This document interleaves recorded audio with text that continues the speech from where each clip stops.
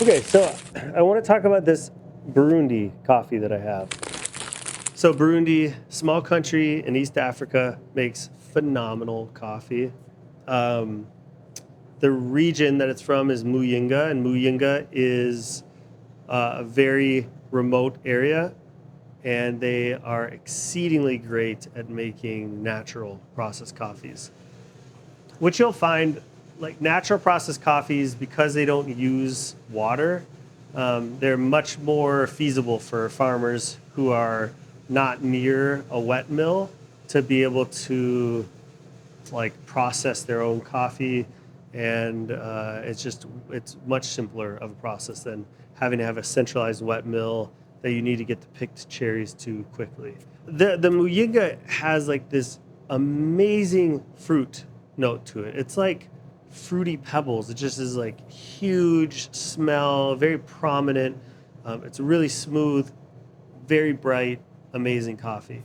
Now, there are challenges in specifically like I don't want this coffee to go too high in roast temperature, but what I find is natural processed coffees typically hit their first crack at a higher temperature than a washed coffee. I don't know why, but it's just something that I observe, and so I keep note of that. So if let's say a washed coffee, I'm seeing hit first crack at like 372 to 375. I'll get a natural process will be cracking at like 380, 385. Well, that's fine. But when I have like a limit of environmental temperature that I'm trying to get to, a limit of a finish roast temperature that I'm trying to get to, my space from first crack to that finish roast temp limit is very small. So I have to maneuver the roaster in a way that I can hit first crack, and I can stretch out enough time to develop out, underdeveloped, grassy, harsh notes, get some sweetness and body in there before I hit that finish roast temperature that I desire. So I'm like putting inside of my, I'm putting these bounds around it of like what I know that I would like to get to and how I think that this coffee is the best. How does it show and reveal itself the best? I go to work thinking, all right, I want to finish this no higher than 394 for my roast temp, and I would like to have no less than a minute and 15 seconds for development and no more than 145. So let's just say I want a minute and 30 seconds of development, and I would like it to not be more than 394. So I got to think through, well, what size is my roaster? How much mass should I put in there? And where do I begin to approach it? So that's what we're going to try to do.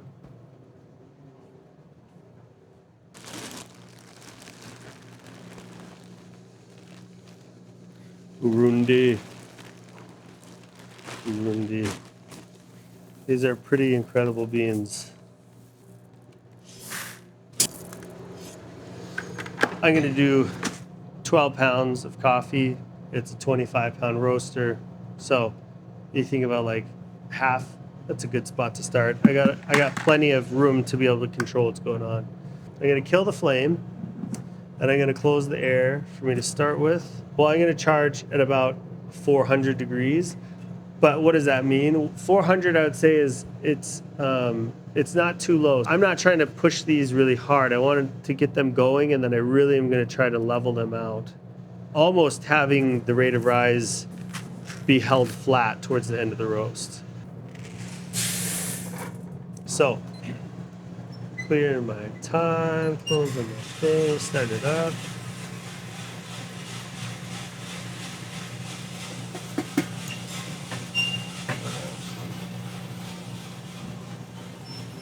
I got my flame going. I'm going to go to 75% of my airflow, so fairly open. And I know that my flame is not as efficient when I have more airflow.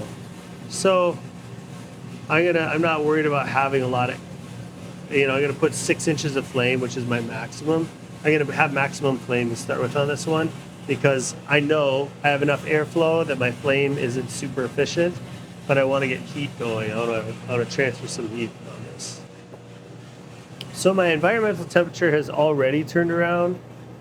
My bean temperature has not turned around yet. I'm going to begin to pull back the flame just a little bit. The environmental temperature is increasing quite a bit. So I'm just steadily pulling down a 1/2 inch of flame. So I'm going to go down to 5.5 inches. I want to keep the flame as high as I can to push these things. I would like this to be a faster roast. So I don't want to dip too low, but I don't want to keep it at the absolute maximum of flame either because the variance that gets created in the bean, the outside is more developed than the inside.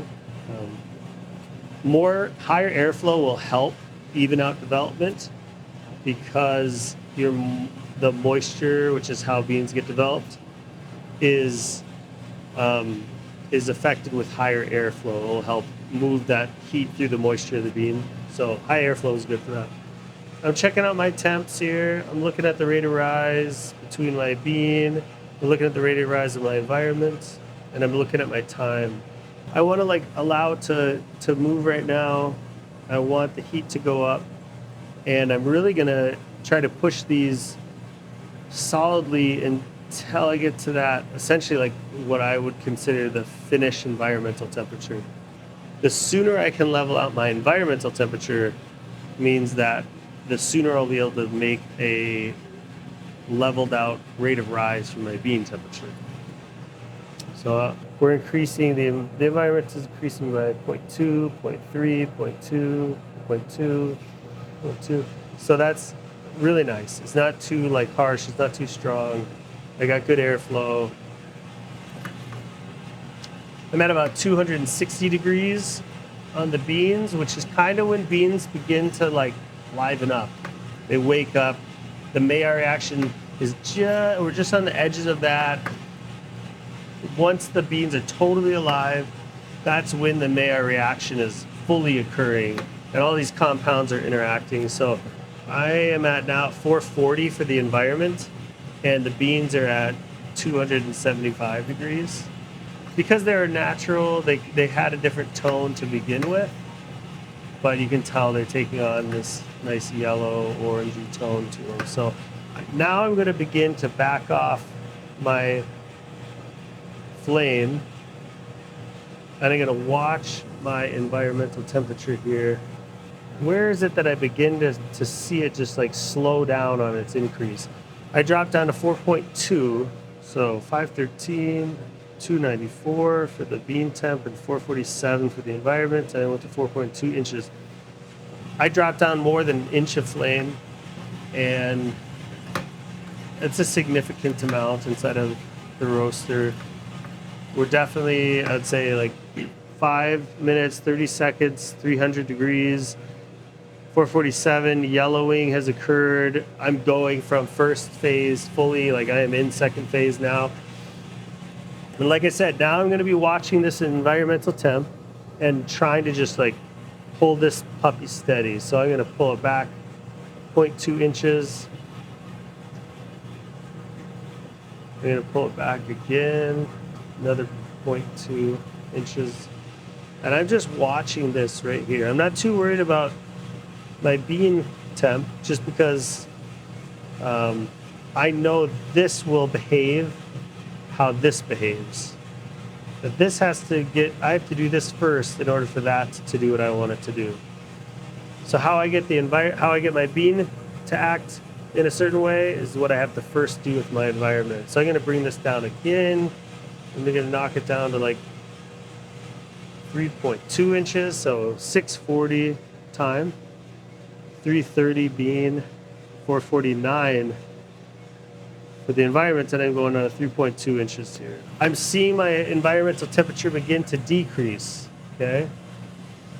Now I know it's decreasing right now.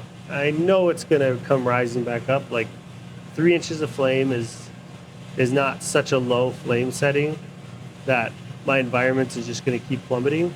I am okay if my environment temp steadily decreases at this point. The beans are at 350 degrees, so this is kind of that final turn towards when they hit first crack. And like I said, this is going to hit first crack later than a washed coffee. And I want to really have those beans, like I want the bean temperature to really just be holding steady and give me some time in development before I get to that max of 394.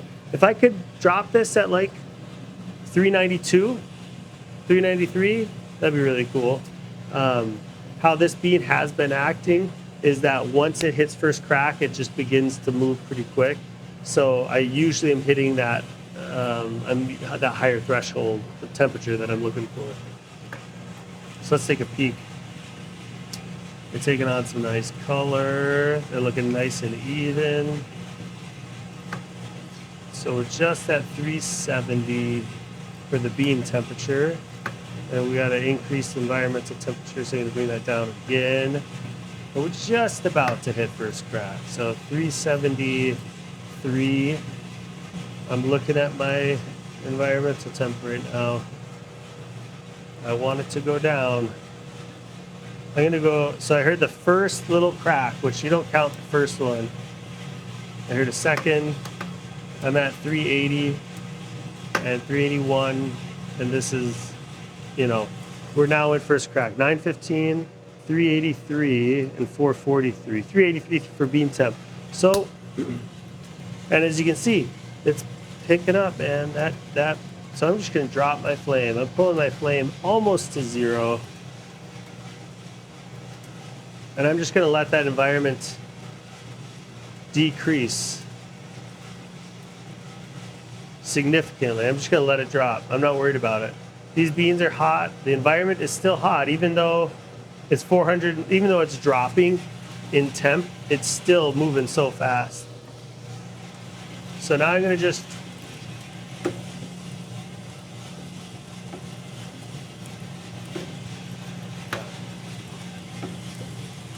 okay.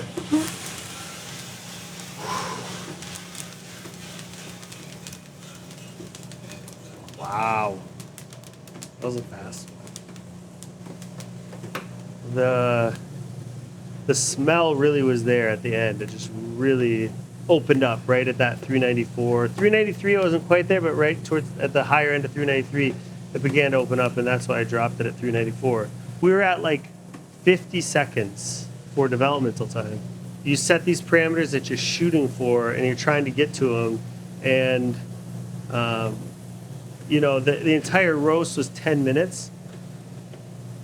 I don't really want that roast to get much longer than that. I like for a low temp, bright, natural processed coffee, I want to keep a shorter amount of time. So in some ways, you know, you could try to slingshot the beans and go really hard, really fast, and then like really pull them back quick and try to stretch it out.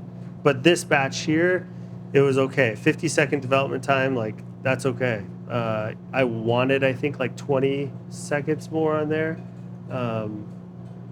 when I had set out to do.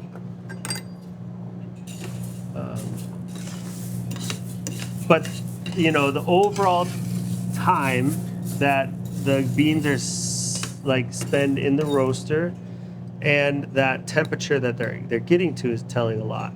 So, like, to put it another way, these were hitting first crack at 381.